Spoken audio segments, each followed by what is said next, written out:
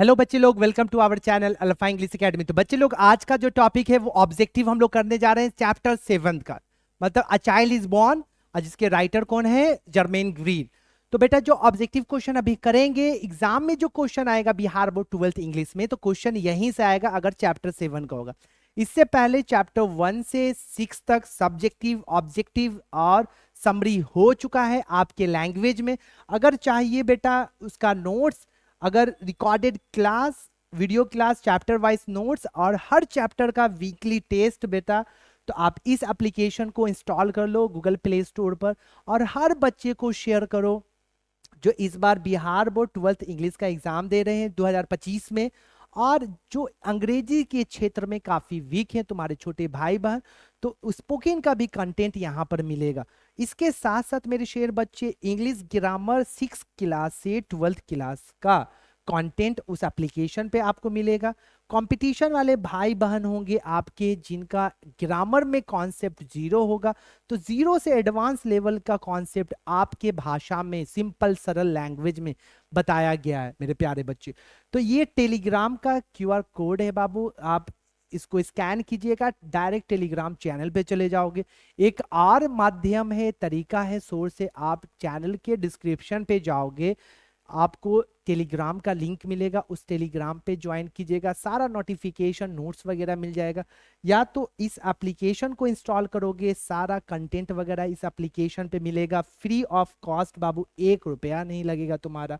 तो हर बच्चे तक शेयर करो जो इस बार 12th का एग्जाम, और जो बच्चे स्पोकन सीखना चाहते हैं या जो बच्चे कंपटीशन की तैयारी कर रहे हैं।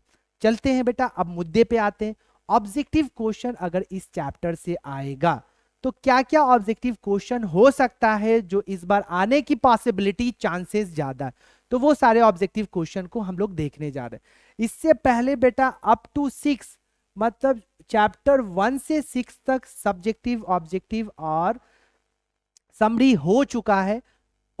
अगर उस वीडियो को, लेक्चर को नहीं देखे हो तो देख लोगे आपके लैंग्वेज में बेटा, एक बार देख लोगे वो तुम्हारे माइंड में सेट कर जाएगा। चलते हैं बेटा क्वेश्चन ऑब्जेक्टिव। ऑब्जेक्टिव क्वेश्चन से पहले कुछ इंफॉर्मेशन जो आप जानो, जो हेल्प करेगा आपको ऑब्जेक्टिव क्वेश्चन बनाने में। हर राइटर का आपको डेट ऑफ बर्थ और एक्सपायरी डेट याद करना है। सबसे पहले राइटर की बात हो रही तो अ चाइल्ड इज बॉर्न की राइटर कौन है? Germaine Greer. इनका जन्म 29 जनवरी 1939 को कहाँ हुआ था बेटा? ऑस्ट्रेलिया में। एजुकेशन, शिक्षा कहाँ प्राप्त की थी? University of Cambridge. अवार्ड्स कौन सा मिला था? नेशनल लिविंग ट्रेजर मिला था इनको। वेल नॉन एज, जानी कैसे जाती थी? एक फेमस फेमिनिस्ट राइटर के तौर पर, अब फेमस फेमिनिस्ट राइटर के तौर पर ये जानी जाती थी। नेशनलिटी क्या था इनका? ऑस्ट्रेलियन, ऑस्ट्रेलिया से बिलोंग करती थी, तो ऑस्ट्रेलियन राइटर। और कुछ फेमस वर्क जैसे sex and destiny, the politics of human fertility और द चेंज, ये सारा फेमस वर्क है जो लिखने वाली कौन है? Germaine Greer. और जो ये चाइल्ड इज बॉर्न था बेटा, अगर आएगा एग्जाम में ये क्या है तो आप बोलिएगा एसे था। और इस एसे में वो बताती हैं किसके बारे में? She was discussing about peculiarities of, बारीकी बताती हैं कि ईस्ट में, पूरब और पश्चिम में जो चाइल्ड बर्थ का जो मैनेज करने का जो तरीका होता है और जो पेरेंट और चाइल्ड का जो संबंध होता है वो कैसा होता है, पूर्वी और पश्चिमी पश्चिमी देशों में क्या हिसाब है, क्या टुटका होता है। चलिए अब यहां पर बेटा क्वेश्चन पे आते हैं। जर्मेन ग्रीर, और जो समरी था और सब्जेक्टिव था अ चाइल्ड इज बॉर्न का, आपके लैंग्वेज में बता चुके हैं। अब यहां पर VVI MCQ for Bihar board English 12। सबसे पहले जर्मेन ग्रीर, जर्मेन ग्रीर के बारे में बेटा, तो Germaine Greer was born in, तो 1929, 1939, अभी जस्ट बताएं बेटा 1939। अगर महीना पूछेगा तो जनवरी 1939। Germaine Greer was born in, कहाँ पैदा हुई थी? इंडिया में, अफ्रीका में, चाइना में? नहीं, इंडिया नहीं, अफ्रीका नहीं, चाइना नहीं, कहाँ बेटा? Australia. The female eunuch sex and destiny, the change, ये लिखने वाली कौन है? बट बेटा जर्मेन ग्रीर, ये फेमस वर्क था, अभी जस्ट बताए थे कुछ देर पहले। A child is born is an extract, और जो चाइल्ड इज बॉर्न है, ये जो एक्सट्रैक्ट है वो कहाँ से लिया गया था? एक उनका बुक था सेक्स एंड डेस्टिनी, उनसे लिया गया था, काफी इंपॉर्टेंट क्वेश्चन है। जर्मेन ग्रीर इज एन, कहाँ की राइटर थी? ऑस्ट्रेलियन राइटर थी। अगर क्वेश्चन आएगा कि जर्मेन ग्रीर, ऑब्वियसली जो बंदा ऑस्ट्रेलिया में पैदा हुआ तो ऑब्वियसली ऑस्ट्रेलियन राइटर, इंडिया में अगर जो होगा तो इंडियन राइटर। तो Germaine Greer is an Australian writer. अब आते हैं बेटा अगले क्वेश्चन में। Generally up a pregnant women is sent to her, मतलब आमतौर पर प्रेग्नेंट वॉमेन को हम कहाँ भेज देते हैं? Her home for child, neighbour, neighbour, village, parents या रिलेटिव। तो हम विलेज में रिलेटिव और नाइबर पड़ोसी थोड़ी खर्चा करेगा बेटा, किसके यहाँ भेजते थे? पेरेंट्स, मतलब लड़की के पेरेंट्स के यहाँ भेज दिया जाता था।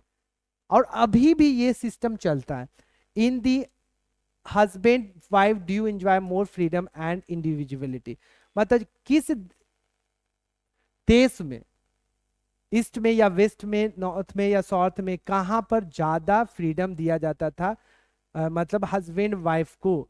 तो वेस्ट साइड में। हमारे साइड में बाबू कहाँ दिया जाता है? हस्बैंड वाइफ के बीच में हस्बैंड को बोला जाता है वाइफ वाले हो गए हो तुम, ये हो गया है वो हो गया, थोड़ा सा भी बेचारा हस्बैंड जो जात होता है कुछ नहीं कर पाता है। मतलब ये मानसिकता है, और ये जो मानसिकता है, लोग जो वैसे सोच वाले हैं, ये दिमागी मरीज लोग होते हैं बेटा, इनको कोई समझा भी नहीं सकता है।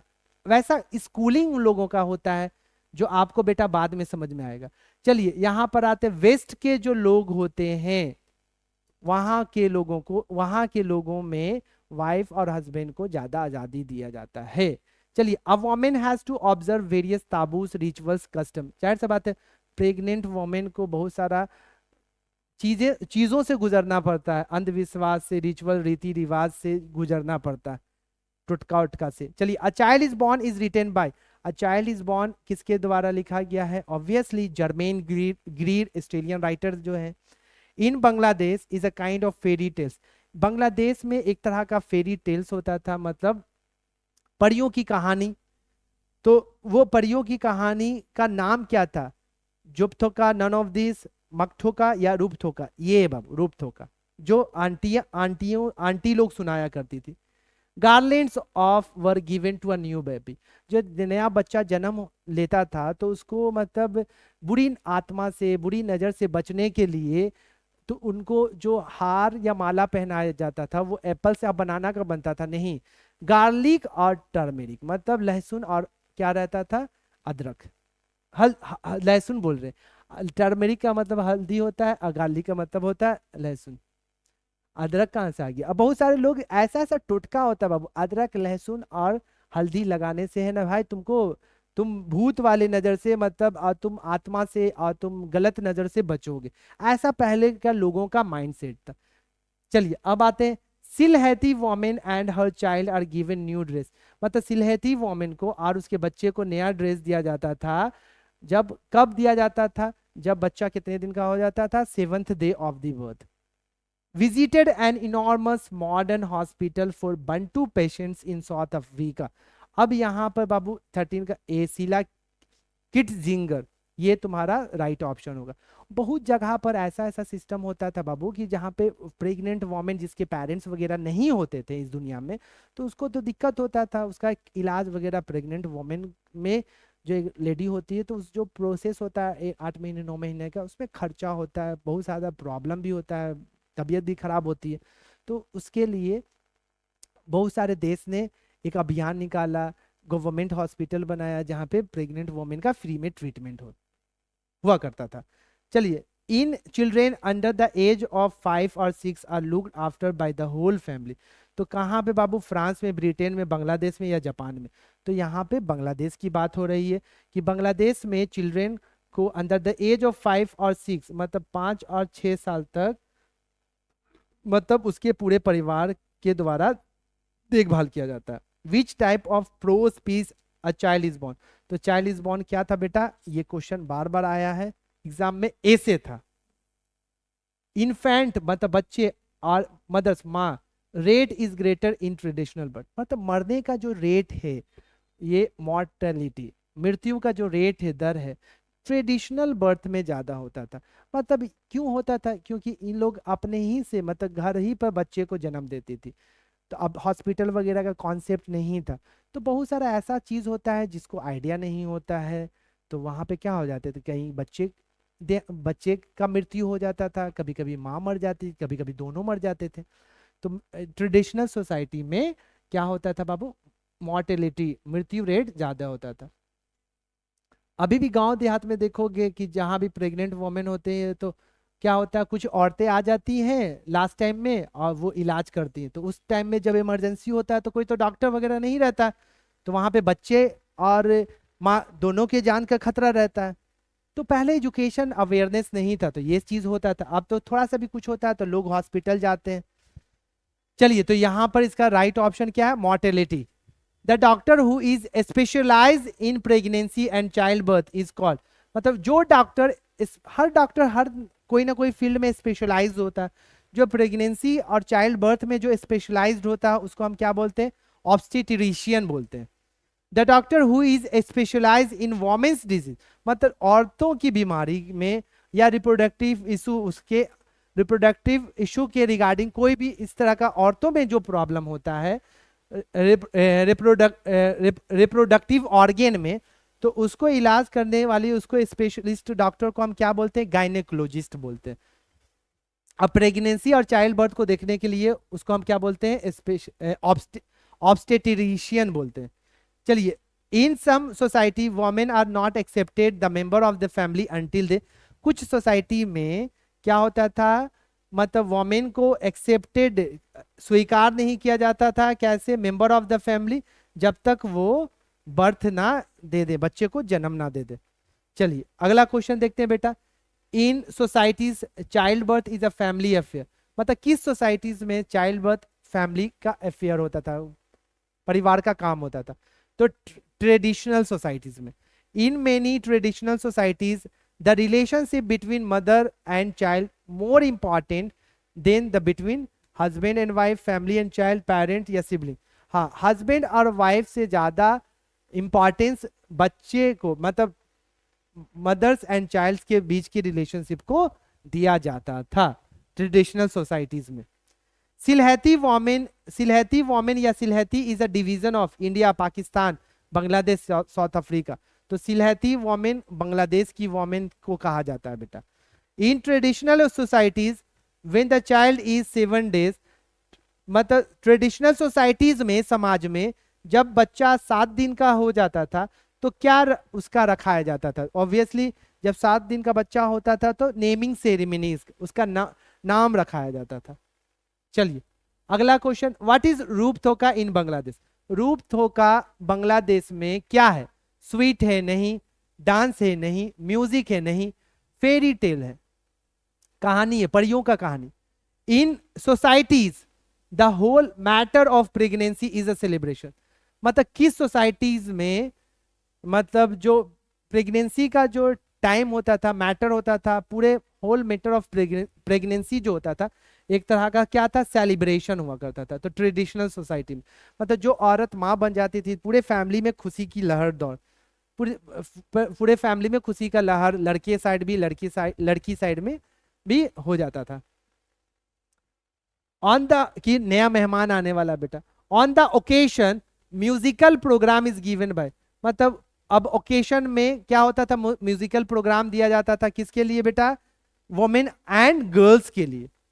ड्यूरिंग प्रेगनेंसी के दौरान the best place for women is her mother house, उसका जो उसकी माँ का घर होता था प्रेगनेंसी के पीरियड में, वही सबसे बेस्ट प्लेस माना जाता था, क्योंकि वहां पर उसको अच्छे से देखभाल किया जाता था, कोई टेंशन नहीं दिया जाता था।